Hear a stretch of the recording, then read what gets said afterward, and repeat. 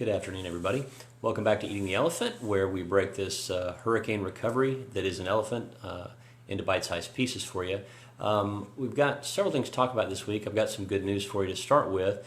If you have not already heard, CFO Jimmy Petronas is opening an insurance village again this week. He's going to have representatives from David Altmaier's office, who is the insurance commissioner for the state of Florida. He's going to have some representatives from his own office, and he's also going to have representatives from a number of insurance companies. There's a list. We've posted the official notice on our Facebook page, and you can go there for the details of the whens and the wheres. But it'll be Monday and Tuesday, Gulf Coast State College at the Student Union. I believe it's on the east side.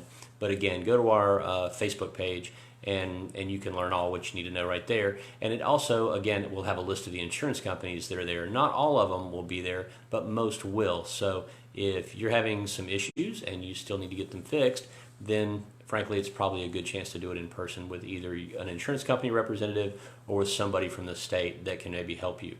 I wanted to mention something that I've seen is a trend, and it seems to be growing a little bit. I think the further that we get from the storm, what I would say to you is when you go on Facebook or other social media or anywhere, frankly, but especially on social media, what I would encourage you to do is to try to be realistic with your requests for information and requests for assistance. And by that, I mean this. I've seen several people say, hey, I need a drywall guy.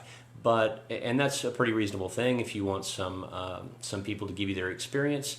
I think that's great, and I think getting that as one source of information, not your only source, but one source of information is a really good idea. Where I see some things breaking down and where I think people are not having good success is where you see a post more like, well, I need a drywall guy. I need him to be licensed and insured, I need him to be local, in business for more than 10 years, and I need him to be here tomorrow between 10:30 and 11 o'clock, and I can only pay X. So, that's just not a reasonable way to go out and get help. We talked about the management triangle, the good, fast, and cheap, and in normal circumstances you can get two of those three, good, fast, and cheap. If it's good and cheap, it won't be fast. If it's fast and good, it's something that you can go back and look at one of our previous posts if you haven't seen it, or you can just simply Google the management triangle, and you can look at that. I've posited that in the post-Michael world, you only get one of those things, either good or fast or cheap, but you can't generally have the other two. That's begun to loosen up a little bit as we've gotten further out and contractors aren't quite as buried as they were. And frankly, we've had some contractors go home, but others come in and fill in behind them. The ones I've seen join us recently, frankly, I've seen pretty good results with the ones that have gotten to town, say in the last 30 days, as opposed to some of the ones that were here in November and December. So act accordingly. What I would say is be reasonable. You will have more success with your search rather than being demanding of a bunch of things together that may not fly. Simply throw out there what you need, and then when you get contacts from someone, then you can go back and forth and you can negotiate when, how much, what the scope of the work is going to be, and what an insurance company is going to be, whether they're going to need to negotiate with the insurance company or whether it's something you've already got money in hand for. I find, as the bulk of this, I want us to go back to basics. We've talked about an awful lot of individual technical items from a CRN to whether to hire an attorney or a PA. We've talked about AOB. We've talked about pending legislation. What we haven't done in quite some time is go back to the very basics. And what I would say to you is it's still very, very important, particularly at this stage, to advocate for yourself. I still get calls every day at the office of people that will say, oh, well, I haven't talked to my adjuster in a while. Oh, they haven't returned my call. Well, when was the last time you called them? And if the answer that I get is 2 or 3 weeks ago, I tend to really get after people and say, look, this is your house. If you call and you're the squeaky wheel, as we all know, gets the grease. You may recall the elephant that we named Pilot, that is sort of the mascot for this show, was almost named Squeaky, frankly, after a squeaky wheel, because I think that's what you need to be. At this point in the process, I think this is especially true. We are 6 months out, more than 6 months, and I think if you're going to have an adjuster pay you some attention, what you're going to have to do is you're going to have to stay on their radar. You're going to need to stay on the top of their pile because they've got a pile of files on their desk, And the best way to get yours to the very top is to make a phone call. Because if they don't hear from you, it's very easy for them to shuffle you to the bottom. That may be out of just sort of management. That may be out of, they may be overworked and they may forget you. But it is your job to do the best you can to stay on the top of that pile. And we've talked over and over about ways to do that. We've talked over and over about getting help to do that, whether you want to do that tomorrow from the Department of Financial Services at the Insurance Village, or whether you need to hire professional help such as an attorney to do it. But it is still up to you. Even when you hire a professional, you need to advocate for yourself. That goes not just for your insurance company, it also goes for your public adjuster, for your attorney, for your contractor. Anyone that you hire to help you, number one, is your employee. They need to assist you, but you have to make sure that you continue to demand the service that you paid for or that you engaged them for. So don't let them forget about you. Don't let them shuffle you to the bottom of the pile, and you stay on it. I think it's very, very reasonable to call people every couple of days and get an update. What I've suggested, again, getting back to basics, is when you talk to someone that is going to provide you a service, ask them when that service can be expected, very specifically. Hey, are you going to do work at my house? No, no, no.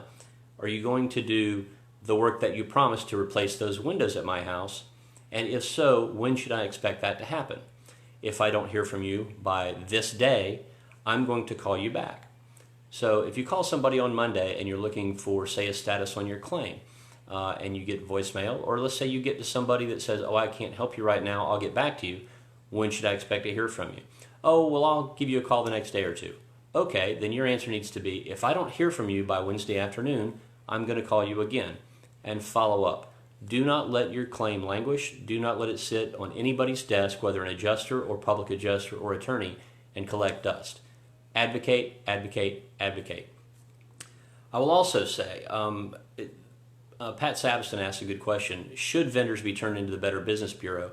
Absolutely. I think if someone performs badly, I'm going to get to this in a second. I'll kind of skip forward. Name and shame is still a really good way to go. I have seen some very creative ways that people have gone. If you're having trouble with any vendor, whether that's an insurance company, an insurance adjuster, a public adjuster, an attorney, or a contractor, there is someone official to respond to that. If it's a contractor, for instance, Department of Business and Professional Regulation, a public adjuster, you report to the Department of Financial Services, for instance, the same as you would with an insurance company. But that's not the last place you go. What you need to do is get on social media and blow them up. Name and shame. There is no problem whatsoever with that. If they are not providing the service they promised you, or they're doing it in a shoddy manner, let them know. And you need to make sure it's public, because that will get their attention. I've seen some people, we've talked about escalate. You need to escalate, advocate, and mediate, possibly.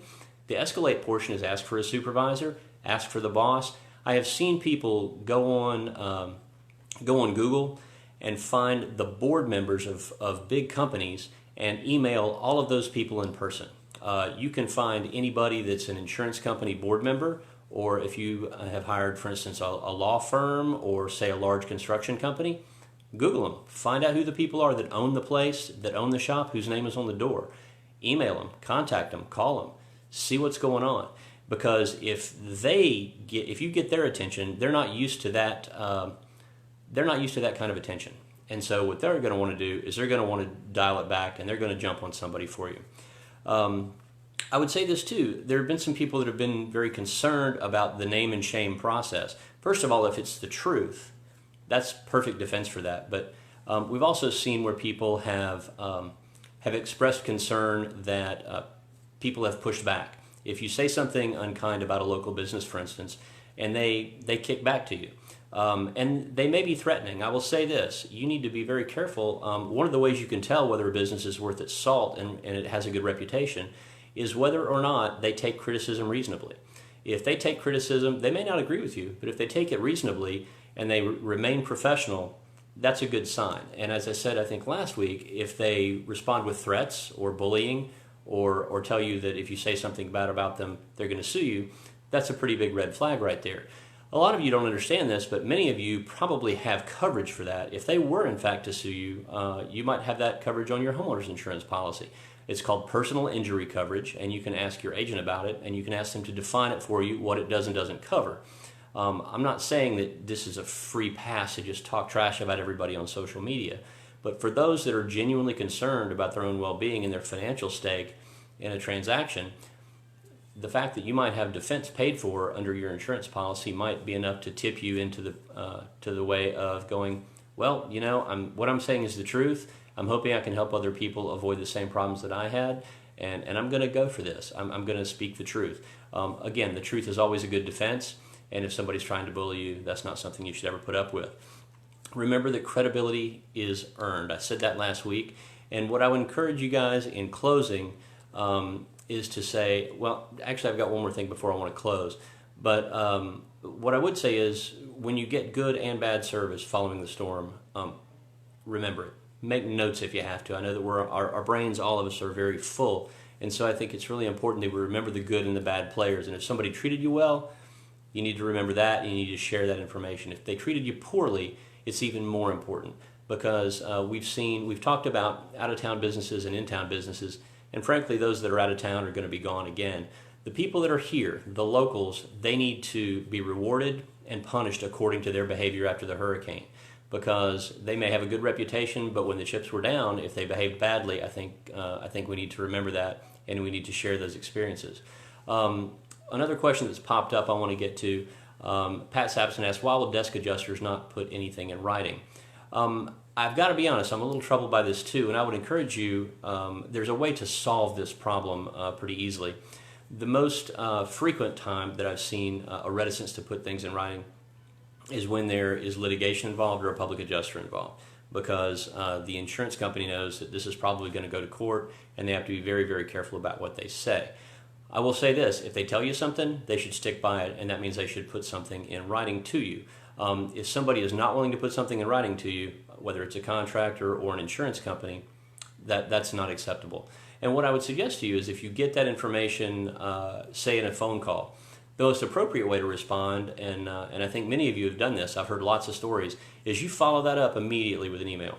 Per our conversation, we talked about this, you promised that, you said that by such and such a date you would get me this information and you would pay me on this particular thing.